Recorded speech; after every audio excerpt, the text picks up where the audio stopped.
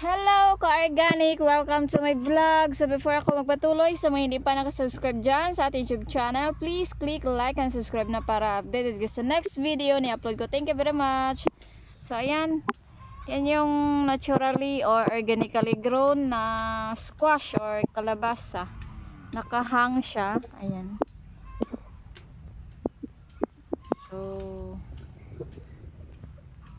ganda talaga siya tingnan pag nakahang. Yan ko lang ito siya hanggang sa maglaki siya. Kaya man yan ng ano niya, ng tawag dun, puno niya. Kaya din niya ng ito niya hanggang sa maglaki siya. Na-inspired kasi ako sa ano, yung natingnan ko sa YouTube, yung sa ibang bansa.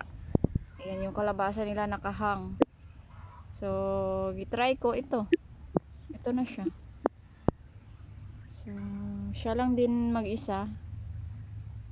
So, padamihin ko pa siya next cropping. Ayun, meron pa dun sa taas pala. Nakita ko sa taas. Pero nakapatong siya. Pag maglaki siguro siya mag-hang din. Ayan o. Sa roof. May roof kasi sila roof. So, yun lang muna for today's video. Thank you for watching and see you to my next vlog. Go organic! Naturally or organically grown kalabasa.